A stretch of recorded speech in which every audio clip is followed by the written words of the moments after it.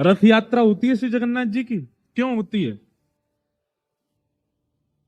इंद्रद्युम्न नाम का एक राजा था, ध्यान से सुनना। इंद्रद्युम्न नाम का एक राजा था, उसकी पत्नी का नाम था गुंडीचा। क्या नाम था? गुंडीचा। तो इंद्रद्युम्न राजा जगन्नाथ भगवान की सेवा करते थे, अपनी पत्नी सहित करते थे। एक दिन इंद्रद्युम्न राजा से प्रसन्न होकर के भगवान ने दोनों पति पत्नी से कहा कि भैया तुम लोग मुझसे मन चाहा वरदान मांगो, मैं तुमको देना चाहता हूं। तो इंद्रद्युम्न राजा ने क्या मांगा कि हे नाथ, मेरा वंश आगे ना बढ़े। बताओ, ऐसा ऐसा वरदान मांगा उसने। क्यों मांगा? क्योंकि नाथ, आपकी सेवा का अधिकार मुझे है, मेरे बाद मेरे पुत्र को, मेरे पुत्र के बाद उसके पुत्र को, उसके पुत्र को, उसके पुत्र को। कई बार देखा जाता है कि जब वंश परंपरा से अधिकार मिलता है तो कहीं ना कहीं जाकर के उस अधिकार का निर्वहन व्यक्ति भाव से नहीं करता। कोई परंपरा से अगर धनवान होता है ना, दादाजी धनवान, पिताजी धनवान, तो निश्चित है पुत्र या फिर पुत्र का पुत्र बिगड़ैल बनेगा, क्योंकि उसको इतनी संपत्ति पुश्तैनी मिली होती है कि वो बिगड़ ही जाता है। कई बार परंपरा से यदि बहुत कुछ मिलता है और सत्संग जीवन में नहीं होता, तो सत्संग ना होने की वजह से परंपरा चलते चलते चलते आगे जाके बिगड़ जाती। इंद्रद्युम्न राजा ने कहा कि नाथ, आपकी सेवा का अधिकार मुझे, मेरे बाद मेरे पुत्र को, पुत्र के बाद उसके पुत्र को, उसके बाद, कहीं ऐसे चलते चलते मेरे वंश में किसी को अभिमान ना हो जाए और आपकी सेवा में कहीं कुभाव ना आ जाए, इसलिए मेरा वंश यहीं रोक दो। अब ये मांगा इंद्रद्युम्न राजा ने अपने मन में। बगल में खड़ी पत्नी क्या कह रही है? वो मांग रही है कि हे नाथ, मुझे आप जैसा एक पुत्र मिल जाए। पति तो मांग रहा है कि मेरा वंश रुक जाए, पत्नी मांग रही है मुझे संतान की प्राप्ति हो। दोनों ने मनी मन वरदान मांगा। श्री जगन्नाथ महाप्रभु आनंदित हो गए, बोले भैया तुम दोनों तो हमको विडंबना में डाल दिया। बोले क्या विडंबना? बोले इंद्रद्युम्न ने तो मांगा मेरा वंश यहीं रुक जाए। पत्नी देखने लगी, ऐसा कैसे वरदान मांगा तुमने? तुमने कहा वंश ही रुक जाए। और जगन्नाथ भगवान बोले गुंडीचा मां कहती है कि मुझे पुत्र की प्राप्ति हो। अब पति चाहता है बालक ना हो, पत्नी चाहती है बालक हो। ये कैसे? दोनों के वरदान विपरीत है, मैं कैसे पूर्ण करूं? इंद्रद्युम्न गुंडीचा को समझाने लगे, अरे तुम जानती नहीं हो, तुम भी यही मांगो, संतान ना हो, हम दोनों अकेले ही ठीक हैं, आदि आदि ये सब। गुंडीचा उसको समझा रही है, अरे नहीं नहीं, संतान तो होनी चाहिए, ऐसे कैसे आदि आदि। जगन्नाथ भगवान बोले झगड़ो नहीं, हमारी बात सुनो, तुम दोनों की इच्छा पूरी करते हैं हम। बोले कैसे? बोले आपकी इच्छा तो हम ये पूरी करेंगे कि आपके संतान होगी नहीं, और गुंडीचा मां, आपकी इच्छा हम ये पूरी करते हैं कि जब तक पृथ्वी है, जब तक ये भूमंडल है, तब तक मैं ही आपका पुत्र हूं, मैं आपकी संतान बन के रहूंगा। मां, साल भर तो मैं लोगों के कल्याण के लिए मंदिर में विराजूंगा, पर साल में एक बार अपनी मां के हाथ की प्रसादी पाने के लिए रथ पर बैठ करके मैं आया करूंगा और आपसे आकर के प्रसाद लिया करूंगा। तो भगवान जगन्नाथ जहां विराजते हैं वो है श्री मंदिर, और रथ में बैठ करके जिस स्थान पर जाते हैं उसका नाम है गुंडीचा मंदिर। वो मां के घर जाते हैं, अपने मैया से मिलने जाते हैं, गुंडीचा। तो आपने नहीं मांगा, लेकिन ठाकुर जी ने संबंध दे दिया। ये कथा का प्रभाव होता है। अभी तक तो हमने ये सुना कि किसी ने ठाकुर जी को अपना भाई माना, किसी ने ठाकुर जी को अपना प्रियतम माना, किसी ने ठाकुर जी को अपना पति माना। पर भैया, धर्म भक्ति की सार्थकता तब मानो कि आपने कुछ नहीं माना, ठाकुर जी ने आपको मान लिया। आपने ठाकुर जी से कोई संबंध नहीं बनाया, पर ठाकुर जी ने आपको सखा मान लिया, ठाकुर जी ने आपको मित्र मान लिया, ठाकुर जी ने आपको भाई मान लिया, ठाकुर जी ने आपको अपना प्रियतम मान लिया। ये भक्ति की सार्थकता।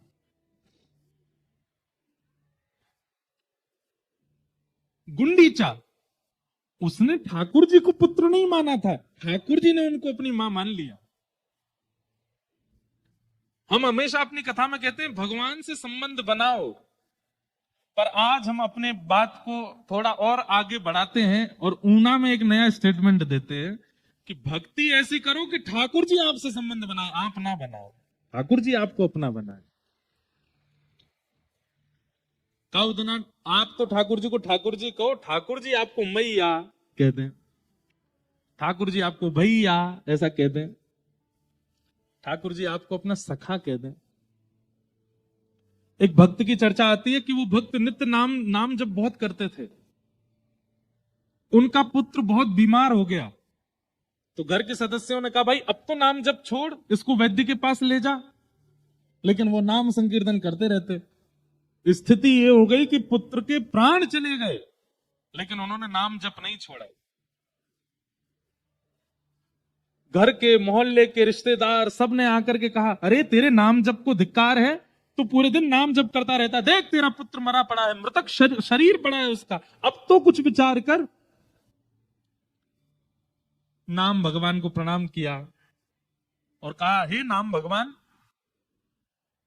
मैं आपसे कभी कुछ नहीं चाहता हूं, पर इन लोगों के संशय को दूर करने के लिए आप कुछ दिखा दीजिए, अपना प्रभाव दिखा दीजिए। जैसे ही ऐसा कहा तो साक्षात बाल कृष्ण प्रभु प्रकट हो गए, और अकेले प्रकट नहीं हुए, उस नाम जापक के पुत्र को अपना सखा बना करके उसके गले में गलवैया डाल करके प्रकट हो गए। और प्रकट होते ही सब रिश्तेदार, नातेदार, मोहल्ले वाले खड़े थे, और सबके बीच आकर के वो बालक कहता है, पिताजी आपके नाम जप का ये प्रभाव हुआ, मेरी मृत्यु तो हो गई, पर मृत्यु के बाद ठाकुर जी ने मुझे अपना सखा बना लिया, अब मैं इनका सखा बन गया हूं, अब मैं इनके संग खेलूंगा, आनंद करूंगा। भक्ति ऐसी हो, आप संबंध ना बनाओ, ठाकुर जी आपसे संबंध बनाए, ठाकुर जी आपको अपना माने।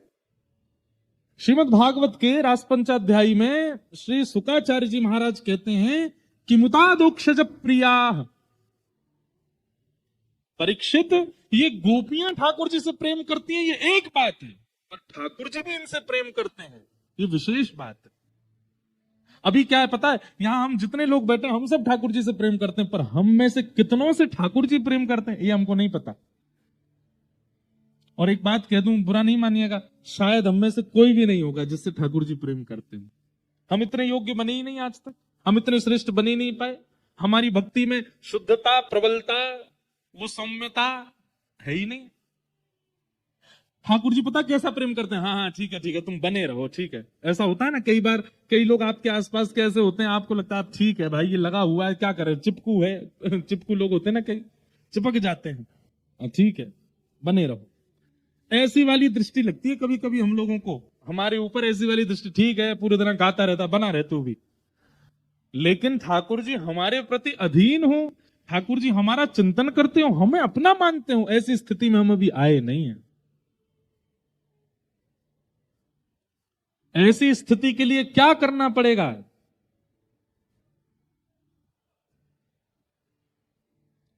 संत ऋषियों की वाणी को माने, संत ऋषियों की वाणी को माने, प्रेम भक्ति की महिमा को जाने, प्रेम भक्ति की महिमा को जाने, जो उसी की रजा में रजामंद है, जो उसी की रजा में रजामंद है, जो उसी की रजा में रजामंद है, जो उसी की रजा में रजामंद है, वो उसको हर घड़ी आनंद ही आनंद है, उसको हर घड़ी आनंद ही आनंद, उसको हर घड़ी आनंद ही आनंद है, उसको हर घड़ी आनंद ही आनंद। ओ श्याम प्यारे से जिसका संबंध है, श्याम प्यारे से जिसका संबंध है, राधा रमण से जिसका संबंध है, राधा रमण से जिसका उसको हर घड़ी आनंद ही आनंद है, उसको हर घड़ी आनंद ही आनंद, उसको हर घड़ी आनंद ही आनंद है, उसको हर घड़ी आनंद ही आनंद है, उसको हर घड़ी आनंद ही आनंद है, उसको हर घड़ी आनंद ही आनंद।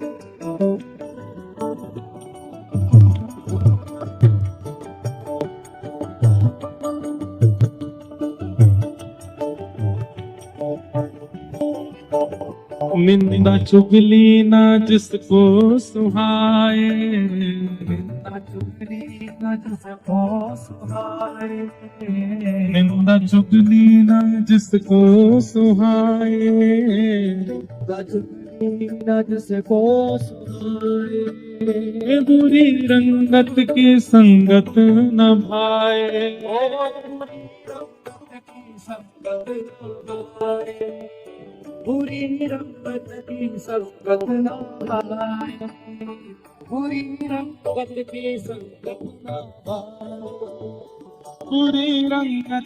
संगत न भाए, बुरी रंगत की संगत न भाए, बुरी रंगत की संगत न भाए, बुरी रंगत की संगत न भाए। और जिसके हृदय में बाल मुकुंद है, जिसके हृदय में बाल मुकुंद है, जिसके हृदय में बाल मुकुंद है, जिसके हृदय में बाल बताओ उसको हर घड़ी आनंद ही आनंद है, उसको हर घड़ी आनंद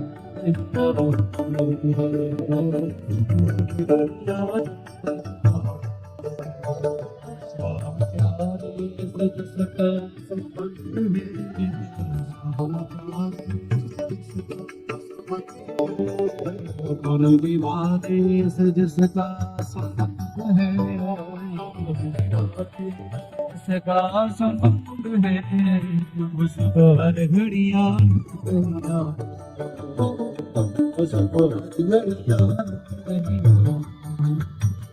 उसको हर घड़ी आनंद ही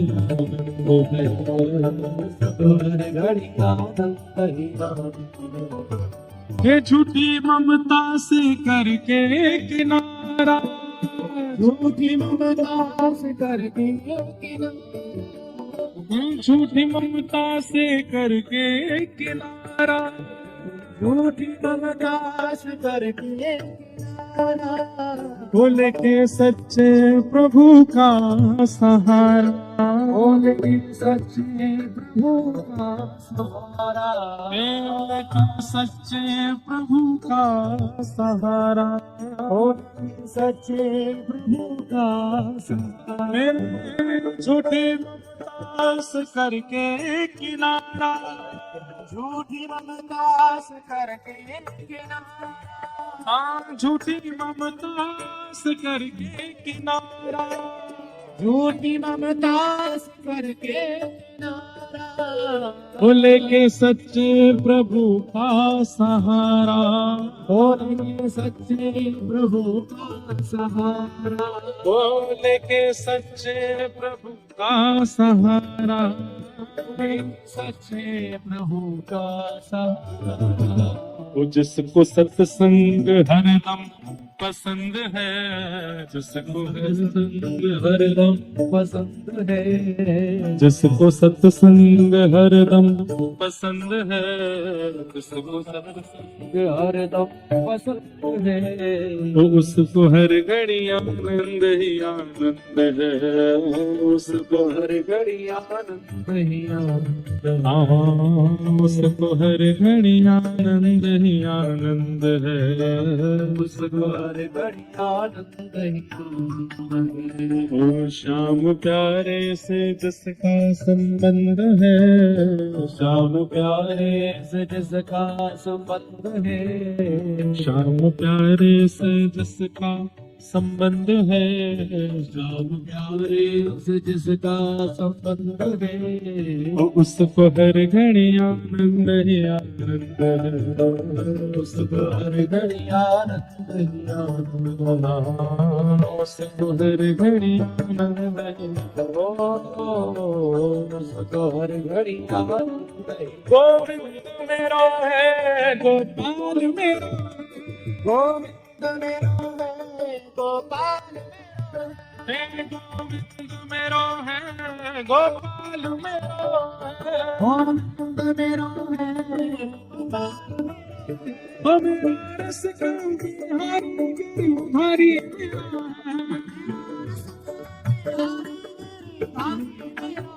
और धाम बनो बिहारी नंद लाल मेरा है गाओ हे गोविंद मेरो है गोपाल मेरो हे गोविंद मेरो है गोपाल मेरो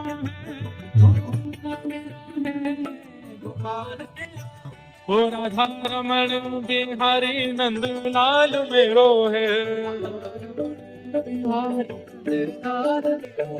ओ राधा रमण बिहारी नंद लाल मेरो है बजाओ उठा के करताल बजाओ हे गोविंद मेरो है गोपाल मेरो गोपाल मेरो हे गोविंद मेरो है गोपाल मेरो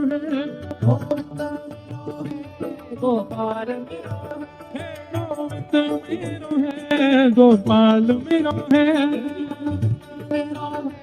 गोपाल मेरो है हाँ गोविंद मेरो है गोपाल मेरो है जय जय श्री जय श्री जय जय श्री राम।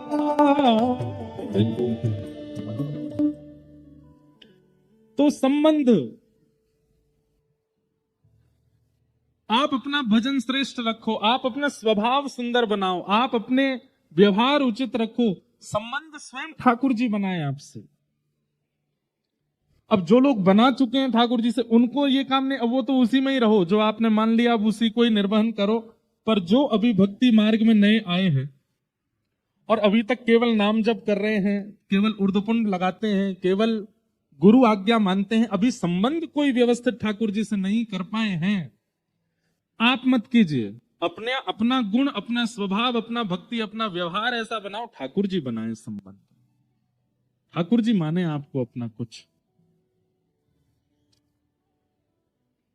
आप कहेंगे आपको कैसे पता चलेगा कि ठाकुर जी आपको क्या मान चुके हैं? आपको कैसे पता चलेगा कि ठाकुर जी आपको अपना सखा मान चुके हैं? देखो, हमारे आचार्यों ने 3 प्रकार के दर्शन बताए हैं ठाकुर जी के। उसमें सबसे पहला स्वप्न दर्शन। ठाकुर जी यदि आपको कुछ मानेंगे तो उसी संबंध का स्वप्न सबसे ज्यादा आएगा। ठाकुर जी उसी संबंध में आपको स्वप्न प्रदान करेंगे। जैसे मीराबाई ठाकुर जी को क्या मानती थी? बीन मांगती थी। अपना बीन मतलब राजस्थानी में दुल्हा।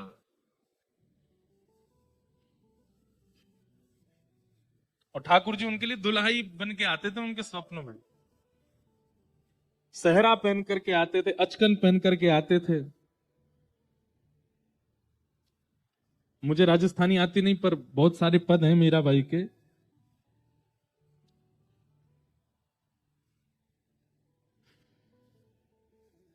मीराबाई का एक पद है, माई सपना ना वर्णा दीनानाथ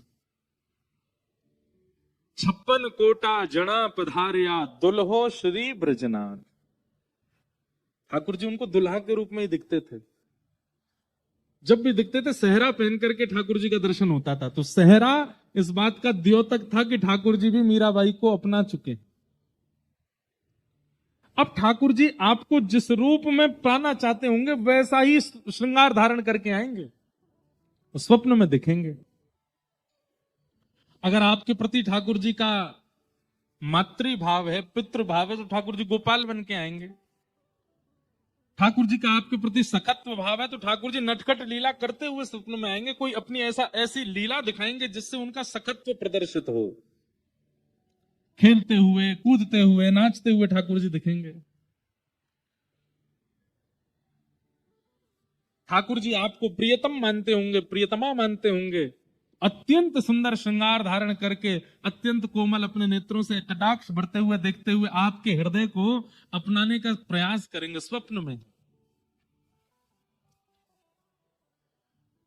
और कहीं आपको काल मानते होंगे तो ठाकुर जी विकराल रूप धारण करके आएंगे, डराएंगे ही स्वप्न में आके। जो तू काल रूप बन आवे लपक गोद में धाऊं, मारा गिरधर लाल थारो नचायो नाचो, मारा नट राजा थारो नचायो नाचो। तो अब तक तो हम कहते आए कथाओं में कि आप संबंध बनाओ, पर अब हम कह रहे हैं आप तो केवल अपना स्वभाव करो, आप तो केवल अपना भजन करो, आप तो केवल गुरु आज्ञा मानो, आप तो केवल अपने आप को व्यवस्थित करो। ठाकुर जी अपने आप हायर करेंगे आपको, अपने आप लेंगे आपसे संबंध। और भागवत जी के आश्रय में आ जाओ, ठाकुर जी संबंध बना लेंगे आपसे। और प्रयोजन क्या है? तापत्रयोन्मूलनम। 3 प्रकार के ताप हैं, दैविक, दैहिक, भौतिक। भगवत आश्रित होने के बाद, ठाकुर जी का आश्रय होने के बाद, कथा श्रवण के प्रति रुचि हो जाने के बाद फिर स्थिति क्या होती है? आपको कष्ट तो आएंगे पर उतना प्रभाव नहीं होगा। अभी हमारी स्थिति ऐसी है कि कुछ भी हमारे मन के प्रतिकूल होता है तो हम तुरंत विचलित हो जाते हैं, पर कथा श्रवण करने वाले व्यक्ति का स्वभाव ऐसा हो जाता है कि मन के विपरीत कुछ भी हो, प्रतिकूल कितना भी हो जाए, वो सब में सम होता है, सबको सहना सीख जाता है। एक प्रकार से अंग्रेजी में कहें लेट गो करना सीख जाता है। होने दो, चलने दो, ठीक है। भोजन नहीं मिला, कोई बात नहीं। वस्त्र अनुकूल नहीं मिले, कोई बात नहीं। तो वहां तक कहें जीवन साथी अनुकूल नहीं मिला, उसमें भी कोई बात नहीं, ठीक है, जैसी ठाकुर जी की इच्छा। अनुकूल पति अनुकूल पत्नी मिल जाए तो उसमें यह सोचना चाहिए कि ठाकुर जी ये चाहते हैं कि आधा प्रेम हमसे करो, आधा इसको भी दो। अनुकूल इसीलिए दिया है, समझने वाली, संभलने वाली, हर बात को मानने वाली पत्नी इसलिए दी। ठाकुर जी कह रहे हैं आधा आधा करो, आधा प्रेम हमको, आधा इसको। लेकिन प्रतिकूल पत्नी और प्रतिकूल पति मिले, विपरीत मिले, तो ठाकुर जी कह रहे हैं पूरा प्रेम वो ये दो या कछु मत दो, इसीलिए प्रतिकूल दिया है। ये ताली बजाने वालों को प्रतिकूल ज्यादा मिले हैं क्या? लाला तू भी नहीं नीचे है कि चलो जाए कर, वैसे ही लंबो टाट ऐसी दिखे। तुम क्या कह रहे थे? प्रतिकूल और अनुकूल। लिख लीजिएगा, सत्संगी व्यक्ति के डायरी में, सत्संगी व्यक्ति की डिक्शनरी में प्रतिकूल नहीं होता, वो सब चीज में अनुकूल है। प्रहलाद जी के पिता ही प्रहलाद को मारना चाहते हैं। प्रहलाद की भूआ होलिका ही लेकर के दहन के लिए बैठ गई है। प्रहलाद के सगे संबंधी, नाते, रिश्तेदार, पड़ोसी ही उसको मारना चाहते हैं, पर प्रहलाद जी मनी मन सोचते हैं बहुत अच्छा, बहुत अच्छा है। घर के जितने लोग सगे संबंधी प्रतिकूल हैं उतना अच्छा, इनके हिस्से का प्रेम भी मैं ठाकुर जी को देता जा रहा हूं।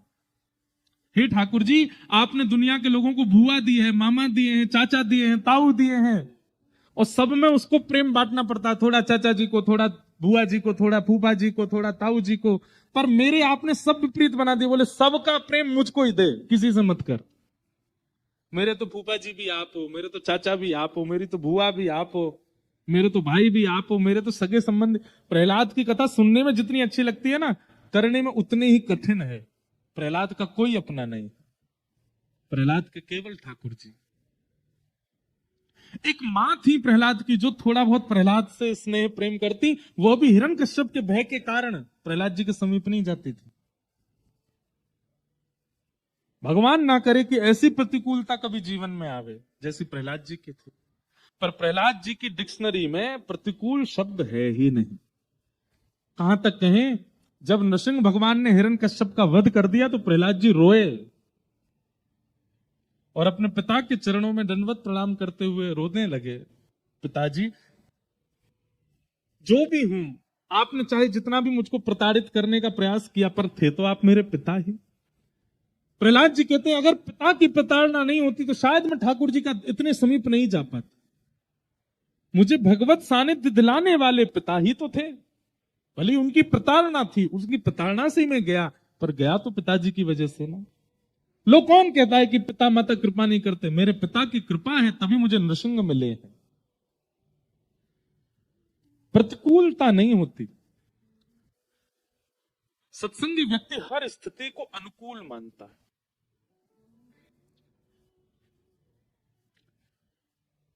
पाम में लग गई, पैर में लग गई, फ्रैक्चर हो गया, गिर गए, बेड पर पड़ गए। अब संसारी व्यक्ति क्या सोचता है? मैंने क्या किया ऐसा जिसकी वजह से मेरा पांव टूटा? लेकिन सत्संगी व्यक्ति क्या सोचता है? सत्संगी व्यक्ति ये सोचता है ठाकुर जी कह रहे हैं बहुत दिन आएंगे तो भागते भागते कुछ दिन आराम कर, तेरा पांव तोड़ दो, लेट हो रहे, हमारी इच्छा कुछ दिन तुम लेटे रहो, उठो ही मत। अच्छा, संसारी व्यक्ति को एक दिन भोजन ना मिले तो वो सोचता है आज पता नहीं सुबह सुबह किसका मुंह देखा मैंने, पूरे दिन रोटी नहीं मिली मुझे। लेकिन सत्संगी व्यक्ति क्या सोचता है? वाह जय हो ठाकुर जी, साल महीना में 2 एकादशी आती हैं, 2 ही दिन अन्न का त्याग करते हैं, और ऐसा मैंने सुना है एकादशी वाले दिन आप भक्तों का स्मरण करते हो, कितना सौभाग्यशाली, आज मेरे को अन्न नहीं मिला, आज भी मेरी एकादशी हो गई, मतलब आज मुझे आप याद कर रहे हो। वो हर चीज में अनुकूलता देखता है। आपके जीवन में सत्संग आ रहा है ये कैसे पता चले? आप अनुकूल देखने लगोगे हर स्थिति को, प्रतिकूलता है ही नहीं, तब मानो आप सत्संगी हो। तापत्रयोन्मूलनम, किसी भी प्रकार के ताप का आपको अनुभव नहीं होगा, सब अनुकूल लगने लगेगा। श्रीमद् भागवते महामुनि कृते किंबा परैरीश्वर सत्यो हृदयवरुध्य तित्रकृत भी शुश्रूषुभिस्तत्क्षणा। एक बात सुनिएगा, श्रीमद् भागवत कथा सुनने के बाद क्या होता है ये तो हम सुन ही रहे हैं, पर श्रीमद् भागवत कथा सुनने की इच्छा मात्र से हरिश्चित्तम समाचरित, आपके चित्त में इच्छा मात्र प्रकट हो जाती है, उस इच्छा से ही ठाकुर जी आपके चित्त में आ जाते हैं। आपने सोच लिया ऊना में कथा हो रही है, हमको 7 दिन बैठ के सुननी है, उसी समय श्री राधा रमन लाल चित्त में आ गए। आप चाहे कहीं से भी आए हो, आपको पता चला ऊना में महाराज जी के यहाँ कथा हो रही है, हम सुनने जाएंगे, ये मन जैसे ही बनाया उसी समय ठाकुर जी चित्त में आ गए। लेकिन कथा के बाद क्या होता है? आपके घर मेहमान आ गए, अब मेहमान आपके यहां अवधि से ज्यादा रुके, उसके लिए आपको उनके प्रति अनुकूलता प्रकट करनी पड़ेगी। जैसे आपके घर में आया, कह के आया 2 रात्रि आपके यहां रुकूंगा, लेकिन आपने इतना बढ़िया प्रसाद पवाया, इतना बढ़िया आनंद कराया, ऐसे बढ़िया महाराज अनुकूलता घर में ऐसी व्यवहार बना दिया कि मैं 2 की जगह 4 दिन रुक गया। ठीक वैसे ही कथा सुनने की इच्छा से ठाकुर जी चित्त में आ जाते हैं, और जब तक आप कथा सुनते हैं ठाकुर जी आपके चित्त में रहते हैं। पर कथा सुनकर के चित्त का स्वरूप ऐसा बनाना है, चित्त का ऐसा मार्जन करना है कि चित्त में आए ठाकुर जी फिर जाए ना, सदा यहीं रहें। ये कर्तव्य आपका है। अभी इस वक्त यहां जितने भी लोग हैं, चाहे ऊपर खड़े नीचे बैठे, कई ऊपर छत पे सुन रहे हैं कथा, वाह भैया जय हो तुम्हारी, यहां भी खड़े हैं। पहली बार ऐसा पंडाल है जहां व्यास जी के सिर पे ही श्रोता बैठे, वाह भैया। लेकिन ठीक है, जहां जगह मिल गई वही बढ़िया है। तो यहां जो भी बैठा है और कथा सुन रहा है, इस वक्त हम प्रमाणित रूप से हस्ताक्षर करके कह सकते हैं कि यहां बैठे हर व्यक्ति के चित्त में इस वक्त राधा रमण जी हैं। पर ताली तो बजाई हैं, ले मेरे हृदय को प्रणाम कर ले, यही में बैठे हैं राधा रमण। पर ये सदा के लिए बस जाएं चित्त में ही, उसके लिए वक्ता जो कह रहा है वो सुनना नहीं है, वो करना है, वो व्यवहार में लाना है। ठाकुर जी तो इस वक्त आ चुके हैं चित्त में, पर सदा के लिए बस जाएं, फिर कभी जाए ना चित्त से।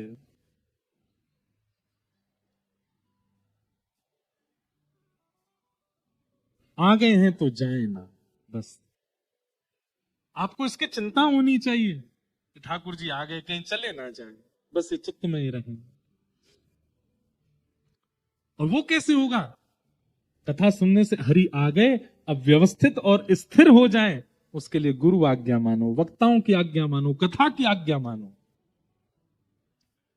निगम कल्प तरोर गलितम फलम सुख मुखादमृत द्रव संयुतम पिबत भागवतम रसमालयम मुहुर्हो रसिका भुवि भावुका। कैसे होंगे स्थिर ठाकुर जी? बोले पिबत भागवतम रसमालयम मुहुर्हो रसिका भुवि भावुका। भागवत की कथा को कान रूपी दोनों में भर भर के पियो। कथा तो सुनी जाती है, पी थोड़ी जाती है, पर नहीं, यहां कह रहे हैं पियो, क्योंकि सुनी हुई बात असर नहीं करती, पी हुई पदार्थ असर जरूर करते हैं। कथा को पीने की भावना से सुनना है। जैसे गन्ने का रस यदि मुख से भीतर जाएगा तो स्वाभाविक बात है कि मीठा लगेगा, ये स्वाभाविक बात है। लेकिन मेरे कहने से गन्ने का रस, गन्ने का रस, गन्ने का रस, गन्ने का रस, बार बार रस कहने से मीठा नहीं होगी जीभ। वो तो जिह्वा से जब रस लगेगा तभी मीठी होगी। ठीक वैसे ही कृष्ण ऐसे हैं, कृष्ण का स्वरूप ऐसा, कृष्ण का स्वभाव ऐसा, ये मेरे कहने से आपको अनुभव नहीं होगा। आपको कानों से 7 दिन सुनना नहीं है, पीना है। पीना मतलब जो व्यास कहेंगे वो हमें करना है, ऐसी भावना चित्त में धारण करना, ये पीने के समान है। और जैसे पीने का संकल्प आप धारण करोगे, आप बैठे कथा में होगे और बैठे बैठे आपको अनुभव होने लग जाएगा कि हाँ, प्रत्यक्ष ठाकुर जी खड़े हैं, लीला कर रहे हैं, त्रिभंग लली हैं, ऐसे कर रहे हैं। अब देखो, अभी हम सागर कथा करके आए मध्य प्रदेश, तो सागर में एक ठाकुर जी का मंदिर है, उनका नाम है अटल बिहारी। क्या नाम है? अटल बिहारी। तो अटल बिहारी जी की एक बड़ी सुंदर लीला है कि उनकी एक गैया थी, गौशाला में गाय थी, तो बहुत ज्यादा लोग मंदिर में नहीं थे, अकेले पुजारी, वही ग्वारियार बनते, वही सेवा करते ठाकुर जी की। तो एक दिन पुजारी जी ने क्या किया, ठाकुर जी की सेवा में इतने व्यस्त हो गए कि गैया की सानी नहीं कर पाए। सानी समझते हैं? वो भूसा भूसा होता है ना, उसमें बढ़िया सुंदर हरी हरी घास मिला के, हरे हरे वो सब मिला करके सानी की जाती गैयाओं की। तो पुजारी जी सानी करना भूल गए, रसोई घर में किसी सेवा में लग गए, तो स्वयं अटल बिहारी लाल स्वयं अपने मंदिर से निकल करके गए और स्वयं जाके गैया की सानी करके आए। इसका पता कैसे चला?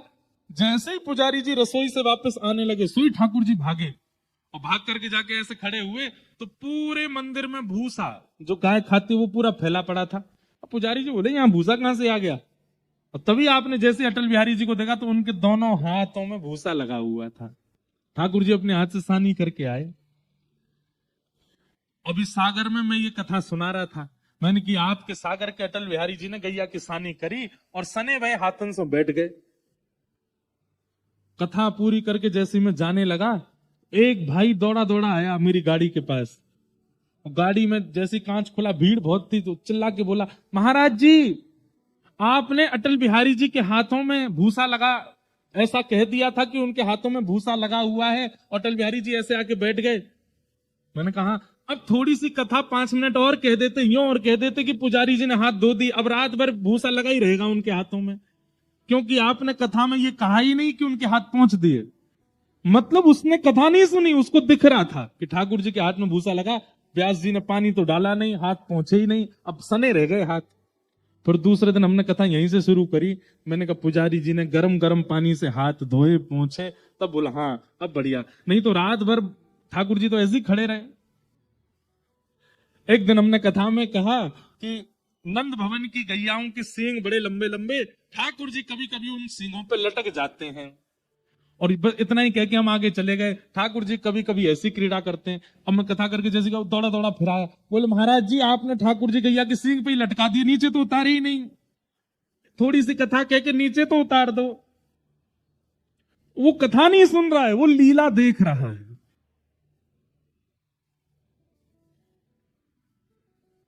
और इस लीला को देखने को ही कहते हैं पिबत भागवतम रसमालयम। आपके सन्मुख आप इतना तक भूल जाएं कि आप हिमाचल में बैठे हो, आप इतना तक भूल जाएं कि आप एक आश्रम में बैठे हो, आप यह तक भूल जाएं कि आप कहां से आए हो, और प्रत्यक्ष गिरिराज जी प्रकट हो जाएं, यमुना जी प्रकट हो जाएं, सघन कुंज प्रकट हो जाए, उस सघन कुंज में व्यासपीठ लगी है, व्यास जी बैठ के कथा सुना रहे हैं और अकेला मैं बैठ करके सुन रहा हूं, ऐसी स्थिति आने लग जाए कथा में, तब समझो कि आप कथा पी रहे हो, सुन नहीं रहे हो। कथा सुन रहे हो तो आपको ये भी पता चलेगा बगल में भी कोई बैठा है, पीछे भी कोई बैठा, आगे भी कोई बैठा है, इधर इतने सारे लोग बैठे हैं, लाइटें लगी हैं, ऐसा पंडाल है, ऐसा हॉल है, ऊपर लोग चढ़े हैं, यहाँ लोग बैठे हैं, व्यास जी ऊपर बैठ करके कथा सुना रहे हैं। पर कथा जब पीने लग जाओगे सब अदृश्य हो जाएंगे, केवल आप हो, मैं हूं और श्यामा श्याम है और कोई नहीं दिखेगा। तब लगेगा कि हाँ पिबत भागवतम रसमालयम। कथा को पियो, सुनो मत, कथा को जियो, सुनो मत। इसीलिए तो हमारा उद्धार नहीं हो पाता, क्योंकि हम सुनते हैं पीते नहीं, क्योंकि हम सुनते हैं जीते नहीं। पिबत भागवतम रसमालयम मुहुरहु रस का भुवि भावुका। कथा को पियो, पीने का विषय।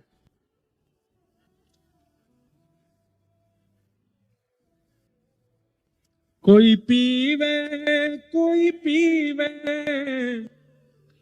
कोई पीवे हाँ कोई पीवे, कोई पीवे संत सुजान नाम रस मीठा है, रस मीठा, नाम रस मीठा है, रस ओ कोई पीवे कोई पीवे, कोई पीवे कोई पीवे, कोई पीवे, कोई पीवे, कोई पीवे संत सुजान नाम रस मीठा है, नाम रस मीठा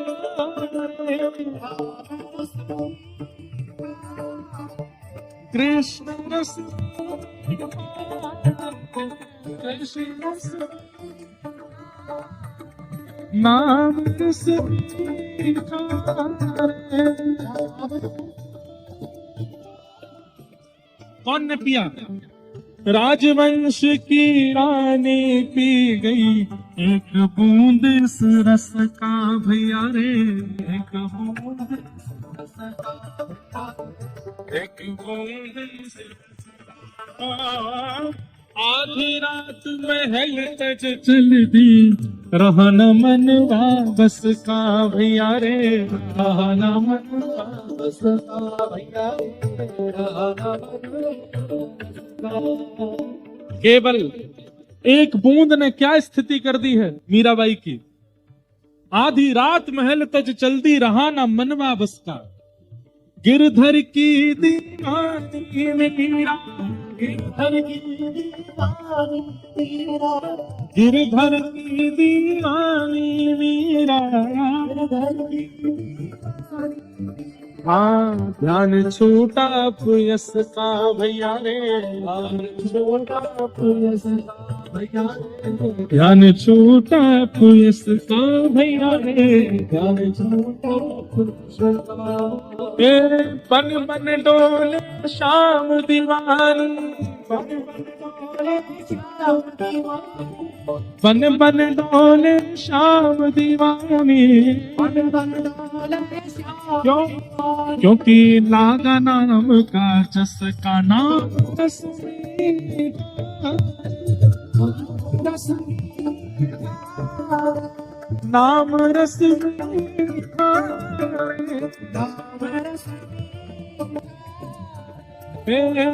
कोई पीवे कोई पीवे, कोई पीवे, कोई पीवे हाँ कोई पीवे, कोई पीवे, कोई पीवे संत सुजान नाम रस मीठा।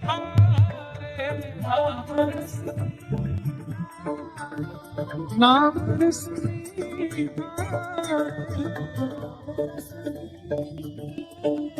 हे कृष्ण रस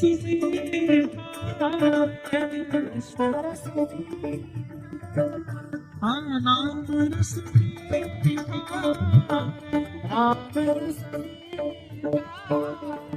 और मीराबाई ने पिया, इनके अलावा और किसने पिया? नामदेव रस पिया रे अनुपम, सफल बना ली काया भैया रे, सफल बना ली काया भैया रे, सफल बना ली काया। ओ नरसी का एक तारा कैसे जगतपति को भाया भैया रे, जगतपति को भाया, जगतपति को भाया। ओ तुलसी सूर फिरे मधुमा दे,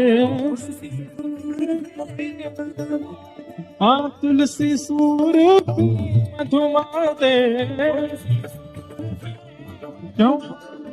रोम रोम रस छाया भैया रे, रोम रोम रस छाया, रोम रोम रस छाया भैया रे, रोम रोम रस छाया।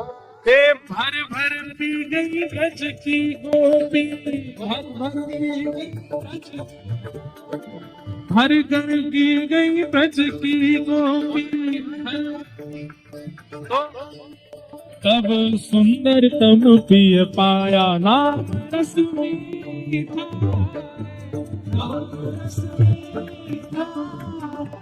कृष्ण रस मीठा रे। ओ कोई पी कोई पीवे, कोई पीवे कोई पीवे, कोई पीवे संत सजाना रस मीठा,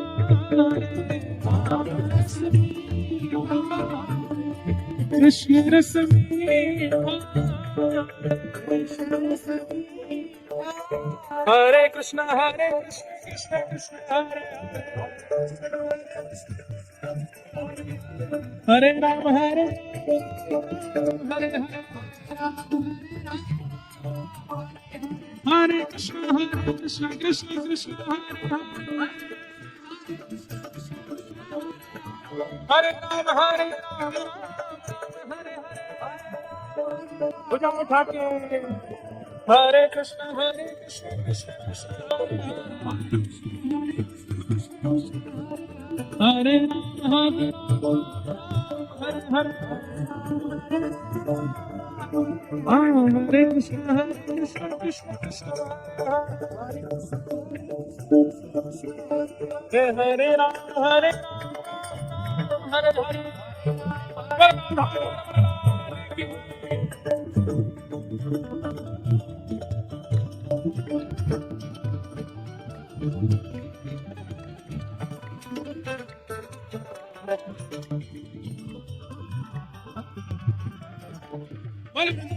मन में हरे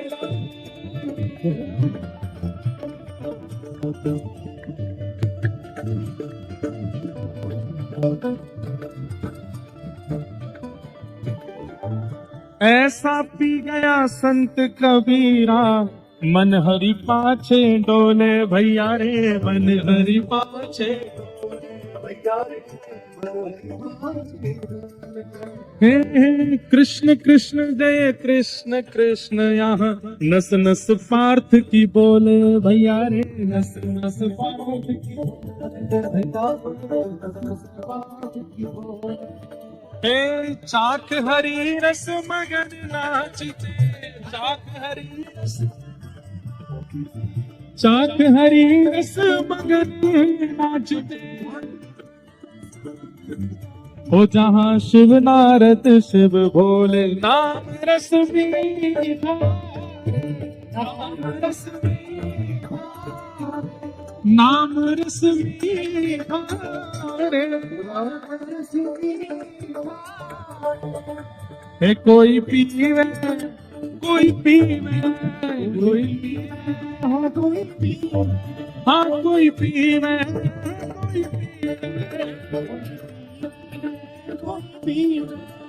कोई पीवे संत सुजान नाम रस मीठा नाम रस मीठा कृष्ण रस मीठा रे। हरे कृष्ण कृष्ण कृष्ण हरे राम राम राम हरे हरे हरे कृष्ण कृष्ण कृष्ण हरे राम हरे कृष्ण कृष्ण कृष्ण हरे हरे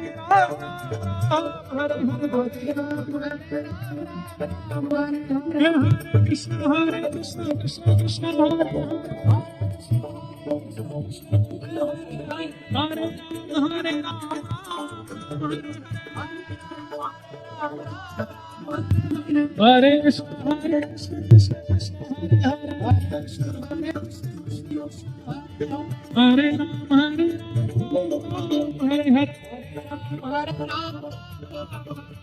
हरे कृष्ण कृष्ण कृष्ण हरे हरे राम जय जय श्री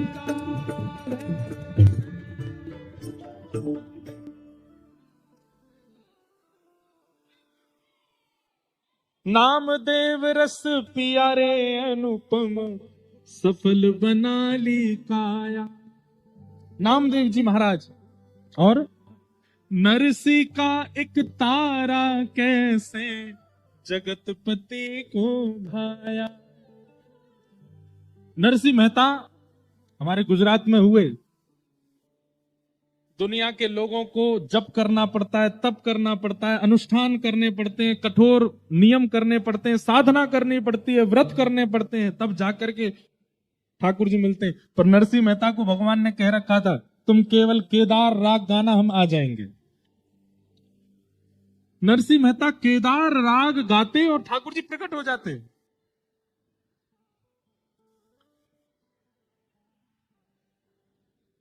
नरसिंह मेहता रोज केदार राग गाते थे मंदिर में बैठ करके। नरसिंह मेहता को तो चलते फिरते ठाकुर जी दिखते, पर जितने श्रोता बैठते थे उन श्रोताओं को भी ठाकुर जी की कोई ना कोई झांकी का अनुभव होता था। कभी ठाकुर जी की माला गिर जाती थी, कभी ठाकुर जी की वंशी हिल जाती थी, कभी ठाकुर जी का मुकुट टेढ़ा हो जाता, कभी ठाकुर जी के कानों के कुंडल हिलने लगते। नरसिंह मेहता को तो प्रत्यक्ष ठाकुर जी दिखते, पर बाकी सब श्रोताओं को नरसिंह मेहता के प्रभाव से ठाकुर जी की लीला का कुछ ना कुछ अनुभव होता। नरसिंह मेहता बहुत दीन थे, ज्यादा धन नहीं था उनके पास। एक बार घर में कोई बहुत जरूरत थी तो किसी सेठ से उन्होंने पैसे उधार ले लिए। बहुत दिन तक लौटाए नहीं तो सेठ ने कहा भाई पैसा दे दो। नरसिंह मेहता बोले हम पे है नहीं, क्या करें? आप एक काम कीजिए, कुछ और ले जाइए धन के बदले। बोले और कुछ भी तो तुम्हारे पास नहीं, ना तुम्हारे पास घर है, ना तुम्हारे पास कोई बैलगाड़ी है, ना तुम्हारे पास कोई व्यवस्था है, क्या लेके जाएं हम? तब सेठ जी के मुनीम जी बोले सेठ जी, इसके पूरे नगर में ख्याति है कि जब ये मंदिर में जाता है दुनिया भर के राग गाता है, तब तक तो कोई बात नहीं, पर जैसे ये केदार राग गाता है ठाकुर जी की माला गिर जाती है। इसकी पूरे नगर में इसी बात से ख्याति है। इससे कहो अपना केदारा राग गिरवी रखे, जब तक हमारा कर्जा ना चुकाए तब तक केदार राग नहीं गाएगा। सेठ जी बोले हाँ ये बढ़िया है भाई, सुनो हमको केदारा राग गिरवी रखो, जब तक कर्जा नहीं चुकाओगे केदार राग नहीं गाओगे तुम मंदिर में जाके। केदार राग कैसे है? नाचो बहुत गोपाल अब मैं, नाचो बहुत गोपाल, काम क्रोध को पहर चोलना, कंठ विषय की मां, नाचो बहुत गोपाल अब मैं, नाचो बहुत गोपाल। ये राग केदार। इतने भोले लोग हैं, हमको कई बार लगता है कि और ज्यादा खोल के समझाएं। इस पद को राग मत मान लेना। एक बार पंजाब में हमारी कथा चल रही थी, नहीं पंजाब में नहीं थी, पंजाब के लोगों ने कथा कराई थी कहीं और। तो हमने ये पद गाया, आंख बंद करके गाने लगा, नाचो बहुत गोपाल अब मैं। सूरदास जी कह रहे हैं, हे ठाकुर जी, मैं बहुत नाच लिया संसार में। कभी पत्नी के पीछे, बच्चों के पीछे, व्यवहार के पीछे, धन के पीछे, ख्याति के पीछे, ऐश्वर्य के, बहुत नाच लिया। अब मेरे इस नृत्य को बंद करो। पद का अर्थ ये है, आंख बंद करके मैं गा रहा था, नाचो बहुत गोपाल अब मैं। जैसे ही मैंने आंख खोल कर देखी, सारे श्रोता नाच रहे थे। मैंने धीरे से पूछा, मैंने कहा आप लोग, ये तो बहुत धीमी ताल में पद गा रहा हूं, आप नाच क्यों रहे हैं? अब महाराज जी तुसी कहते हो ना, नाचो बहुत गोपाल, तो असी, अब मेरे पंजाबी नहीं आती, हमने सोचा कि नाचना है इस पद में, इसलिए आप जय हो। कितने भोले हो आप लोग, बहुत सीधे। तो राग केदार धुन को कहते हैं, जिस धुन में हमने गाया वो धुन राग केदार है। तो ठाकुर जी नरसिंह मेहता राग केदार गाते थे। आज सेठ जी के यहां गिरवी रख दी, जब तक कर्जा नहीं लौटाऊंगा तब तक राग केदार नहीं गाऊंगा। नरसिंह मेहता बोले ठीक है भगवान, जब तक आपका कर्जा नहीं लौटाऊंगा राग केदार नहीं गाऊंगा। अब संभवतः आज ही के दिन मंदिर में कुछ परीक्षक आए हुए थे, परीक्षा लेने के लिए नरसिंह मेहता की। उन्होंने कही, बोले कि ये राग केदार में कोई ताकत नहीं है, नरसिंह मेहता की भक्ति में कोई सामर्थ्य नहीं है। नरसिंह मेहता पतले सूत की माला पहना देता है ठाकुर जी को, और भारी भारी उसमें फूल धर देता है, और धीमी गांठ लगाता है। जैसे ही गाना शुरू करता है उसी समय माला टूट के गिर जाते, लोग ताली बजाने लगते हैं। आज मोटे सूत में माला पिरो के हम पहनाएंगे ठाकुर जी को, और आज गिरा के दिखाए। और आज ही नरसिंह मेहता राग केदार गिरवी रखे आए थे, जिससे ठाकुर जी प्रकट होते थे। ऐसी आपकी तरह भीड़ बैठी थी, परीक्षा लेने वाले भी वहीं बैठे थे, उन्होंने अपने हाथ से माला पहनाई थी। बोले हाँ नरसिंह मेहता, आज माला घेर के दिखाओ ठाकुर जी की। नरसिंह मेहता बोले बड़ी विडंबना, पहले राग यमन गाया, फिर भैरव गाया, फिर भीम पलासी गाया, फिर जय जयवंती गाया, सारे राग गाए, लेकिन केदार कैसे गाए? वो तो गिरवी रख के आए। और सेठ जी के मुनीम वहीं खड़े खड़े सुन रहे थे, कहीं केदार गाए ना, गिरवी रख के आया है। नरसिंह मेहता ठाकुर जी से बोले, ठाकुर जी कुछ करो, मुझे परीक्षा में विफल होने का भय नहीं है, पर इतने लोगों के चित्त में जो आपके प्रति विश्वास और केदार के प्रति विश्वास, भक्ति के प्रति विश्वास है, वो विश्वास खत्म हो जाएगा, कुछ करो। ठाकुर जी इतने में ही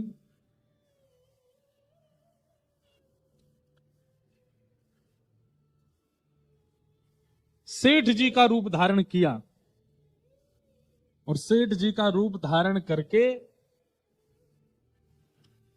पहले तो नरसिंह मेहता का रूप धारण करके सेठ जी के यहां जितना कर्जा था वो सारा कर्जा दे दिया। सेठ जी बोले, नरसिंह मेहता कहां से आ गया इतना धन? बोले वो मत पूछो, बस हमारा धन लो, हमारा राग केदार मुक्त करो। ठाकुर जी नरसिंह मेहता बन के गए, सारा धन दे दिया, सेठ जी से लिखवा दिया, राग केदार मुक्त हुआ, हस्ताक्षर कर दो, हस्ताक्षर कर दे। और फिर सेठ जी का रूप धारण करके नरसिंह मेहता के घर गए, और उनकी पत्नी को जाके बोले, ये लो आपके पतिदेव ने कर्जा चुका दिया, उन्होंने राग केदार गिरवी रखा था, ये हमने उनका राग मुक्त कर दिया, उनको जाके बता दो। पत्नी दौड़ी दौड़ी गई। यहाँ पे महाराज परीक्षक जो थे वो गुस्सा कर रहे थे नरसिंह मेहता पे, पाखंडी, इतने दिन से नाटक ढोंग करता है, ठाकुर जी के गले की माला गिर जाती तेरे राग से, आज क्यों नहीं गिर रही है? इतने में पत्नी दौड़ी दौड़ी आई और नरसिंह मेहता के सामने पर्ची धर दी। पर्ची में लिखा था राग केदार मुक्त हुआ, और नीचे सेठ जी के हस्ताक्षर। तुरंत नरसिंह मेहता ने अपनी पेटी पकड़ी और जैसे ही राग केदार गाया, नाचो बहुत गोपाल अब मैं, दूसरा पद गाया, कौन सा?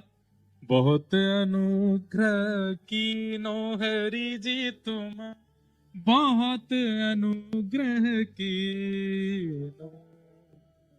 जैसे ही केदार गाना प्रारंभ किया, हजारों की तादाद में लोग बैठे थे, परीक्षक सामने बैठे थे, और ठाकुर जी की गले की माला अपने आप टूट करके नीचे गिर गई। कानों के कुंडल हिलने लगे, गले की मालाएं चमकने लगी, मुकुट टेढ़ा मेढ़ा होने लगा, सबको प्रत्यक्ष दर्शन हो गया। सबने नरसिंह मेहता को प्रणाम किया, बोले अरे भैया हमको तो तुम्हारी भक्ति पर संशय था।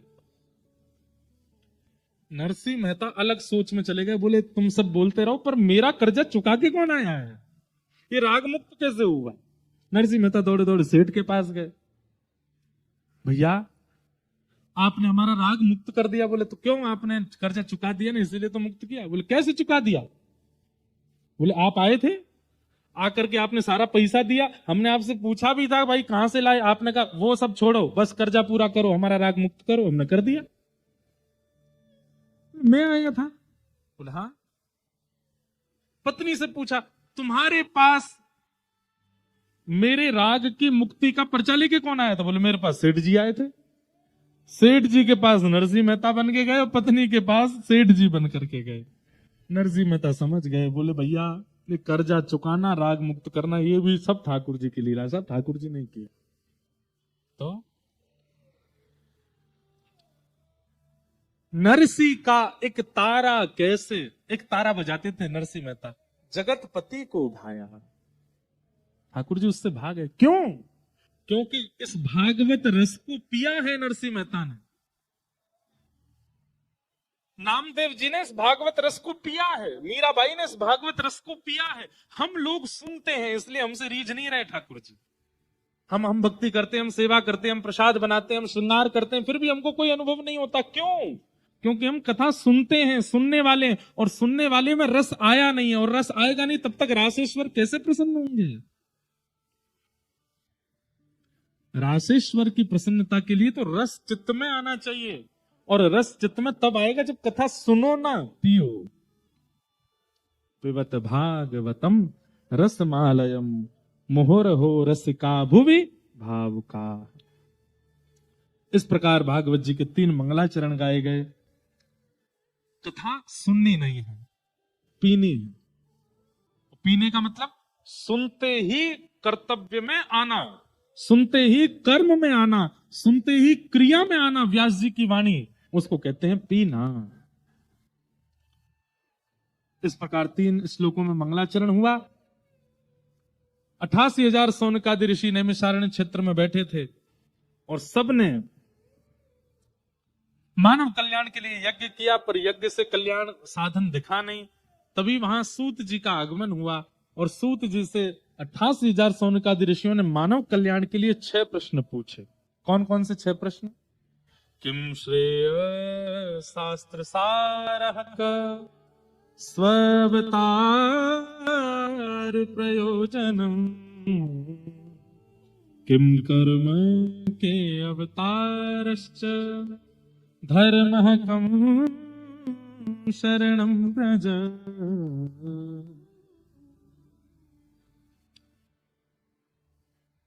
किम श्रेय, पहला प्रश्न क्या है, ठाकुर जी के अवतार का श्रेय किसको जाता है, भक्तों को कि राक्षसों को। ठाकुर जी किसके लिए आए थे, रावण के लिए आए कि सबरी के लिए आए, बताओ। ठाकुर जी जटायु, सबरी, हनुमान आदियों के लिए आए कि रावण को मारने के लिए आए थे। अभी तो यहां कथा में बैठे हो इसलिए सब लोग बोल देते हो हाँ सबरी के लिए आए, पर कहीं ना कहीं हमारा चित्त ये बात भी मानता है कि रावण के लिए ठाकुर जी आए थे। नहीं, श्रीमद् भागवत में स्पष्ट भगवान कहते हैं कुंती स्तुति में, तथा परमहंसानाम, मैं परमहंसों के लिए, मैं भक्तों के लिए, मैं वैष्णवों के लिए आया हूं। राक्षसों को मारना मेरी प्रायोरिटी नहीं है। वाल्मीकि रामायण में भगवान श्री राम कहते हैं अगर मैं चाह जाऊं तो रावण जैसे जन्म ही नहीं लेंगे, उनको मारने के लिए आऊंगा क्या मैं अगर चाह जाऊं तो कुंभकर्ण वहीं बैठा बैठा मर जाएगा, पर मेरे चाहने से सबरी की प्यास नहीं बुझेगी, मेरे चाहने से जटायु को सुख नहीं मिलेगा। वैकुंठ में बैठे बैठे ठाकुर जी चाह ले कि सबरी प्रसन्न हो जाए, नहीं, ठाकुर जी को आना पड़ेगा। मेरे झोंपड़ी के भाग आज खुल जाएंगे राम आए।